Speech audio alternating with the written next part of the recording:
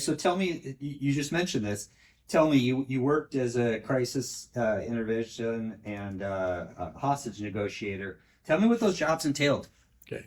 Well, first I'm going to go back to I became a CIT officer because that was one of the up and coming things, and you realize that a lot of the people we're dealing with are in some kind of mental health crisis or just crisis.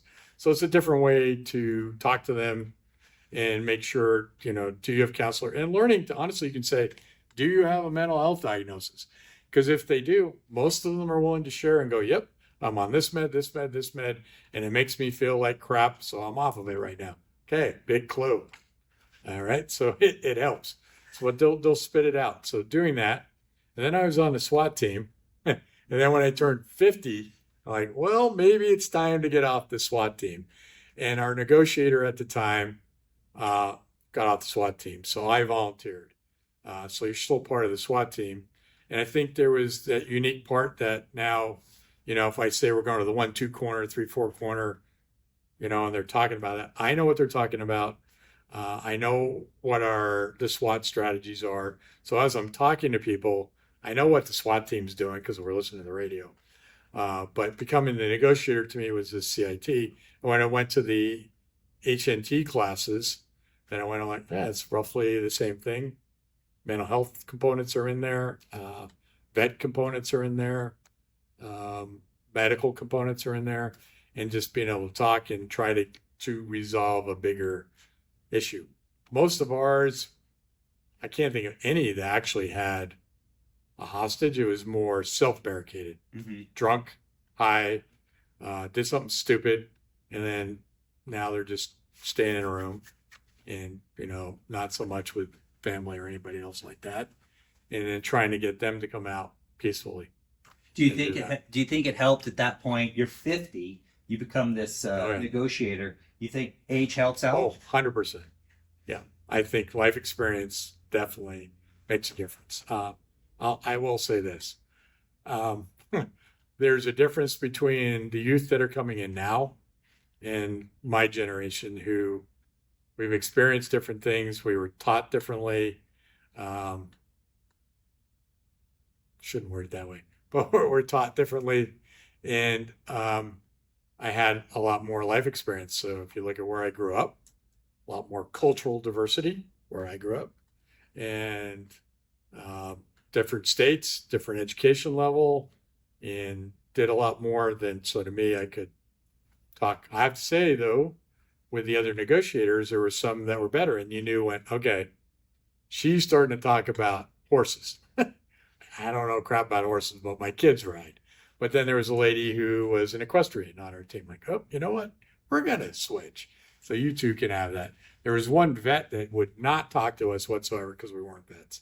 So the bottom line is we called some people, got another vet out there, and they say not to do this, but that was the best thing we could do.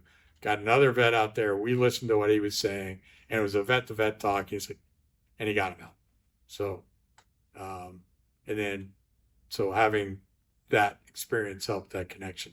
I think having been through 2 divorces, having to deal with child custody issues, which unfortunately a lot of the calls you go to somewhat geared that way a lot. So I can have that. I've been through that.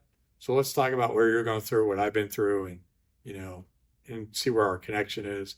That helped me to do a lot of that too. As time went by, did you find it more difficult to negotiate or deal? And maybe you didn't because you had that experience, but did you find it more difficult to relate to this social media generation? Yes. I personally, I did, because half the time we're late to letter calls. If they were younger, they're texting us when we're doing the negotiation. And there's so much, in my opinion, loss of what are you trying to say in a written word versus the body language when you're face to face to somebody versus even listening to their verbal tones versus the text message. What did you really, there's double entendre a lot to me in text. And then they're texting everybody else but us. So you can't talk to them. It was really hard they're talking to the family, and the family like, come out, or you screwed up.